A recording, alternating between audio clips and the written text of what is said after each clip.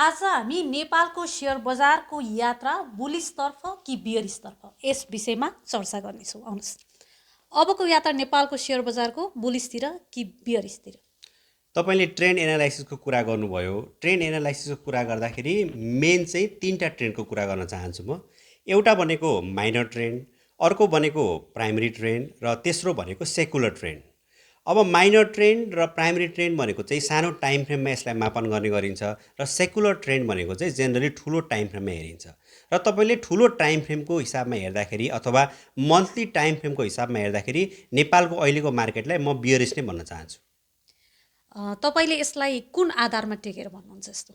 यसको आधारहरू के छ भने नेपालको बजारको तपाईँले विगत हेर्ने हो भने, नेपालको बजारको इतिहास कोट्याउने हो भने नेपालको स्टक मार्केटको यो पाँचौँ बुल साइकल हो। पहिलो बुल साइकलमा 545 को हाई बनाएको थियो मार्केटले।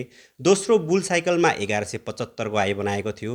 तेस्रो बुल साइकलमा 1880 को हाई बनाएको थियो र चौथो कोरोना कालको बुल साइकलमा 3220 को हाई बनाएको थियो। अब यो हाम्रो पाँचौँ बुल साइकल हुनुपर्ने हो, तर अहिलेसम्म मार्केटले कोरोना कालको 3220 को हाईलाई ब्रेक नगरेको कारणले गर्दाखेरि सेकुलर ट्रेन्डमा हेर्दाखेरि मार्केटलाई बियरिस नै भन्न चाहन्छु र मेरो एनालाइसिसको आधार पनि त्यही नै हो। उसो भए अब 3220को जुन त्यो यात्रा ब्रेकआउटलाई ब्रेक गर्दैन, त्यसको मतलब? होइन, मार्केटले 3220 अथवा कोरोना कालको हाईलाई ब्रेक गर्दैन त म भन्दिनँ, किन बजार भनेको एउटा प्रोबेबिलिटी हो, यस्तै नै हुन्छ भनेर भन्न सकिन्न। तर आजको करेन्ट सिनारियो, आजको स्थिति हेर्ने हो भने नयाँ हाईलाई ब्रेक नगर्दासम्म, किनभने तपाईँलाई यहाँ एउटा कुरामा स्मरण गराउन के चाहन्छु भने नेपालको सेयर बजारले बियरिस यात्राबाट बुलिस यात्रामा हिँडिसकेपछि अहिलेसम्मको यो पाँचौँ बुल साइकल हो, चारवटा बुल साइकलसम्म कहिले पनि नयाँ हाईलाई ब्रेक नगरिकन बजार झरेको पनि थिएन र यति धेरै महिना, लगभग 18 देखि 20 महिना हामी अल्मलिरहेका छौँ। यति धेरै समय बजार अल्मलिएको पनि थिएन।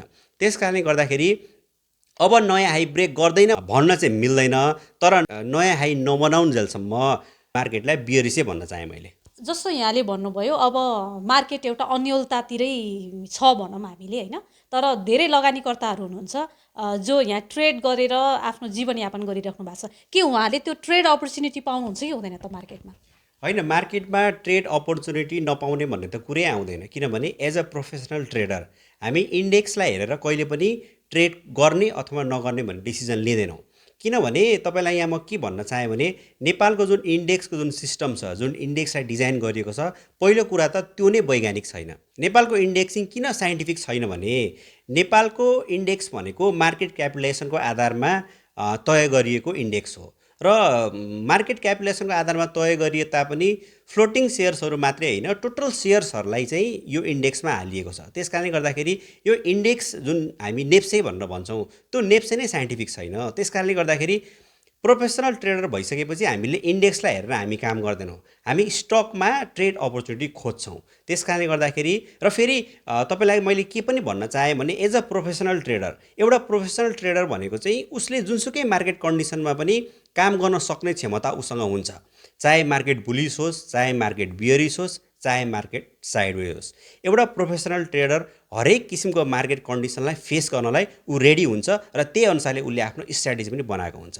त्यस कारणले गर्दाखेरि मार्केट बियरिस भए पनि साइडवेज भए पनि इन्डेक्सको हामी यहाँ क्यालकुलेसन केही पनि गर्दैनौँ, इन्डेक्सलाई हामी त्यति धेरै भ्यालु दिँदैनौँ, ब्याक अफ द माइन्ड भनेर राख्छौँ। एज अ प्रोफेसनल ट्रेडर मार्केटको जुनसुकै कन्डिसनमा पनि ट्रेड अपर्च्युनिटी आउँछ र त्यो ट्रेड अपर्च्युनिटीलाई हामी खोजेर इम्प्लिमेन्ट गर्ने गरेका छौँ।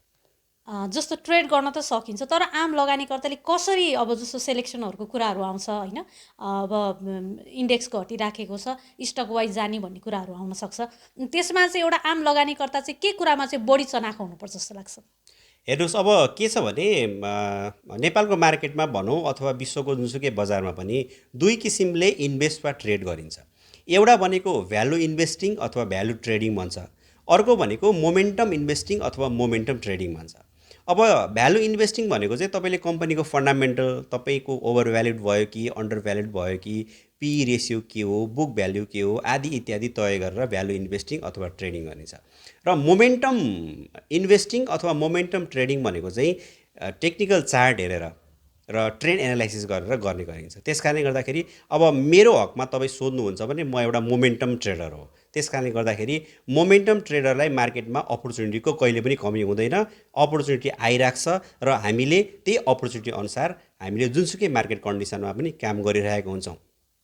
भन्नुको तात्पर्य चाहिँ मोमेन्टमलाई चाहिँ लगानीकर्ताले अलिकति ध्यान दिनु पर्यो। अब यस्तो हुन्छ, मोमेन्टम ट्रेडिङ अथवा मोमेन्टम इन्भेस्टिङ भनेको चाहिँ अलिकति बिगिनर लेभल अथवा इन्टरमिडिएट लेभलको साथीहरूले गर्न त्यति सक्नुहुन्छ जस्तो मलाई लाग्दैन।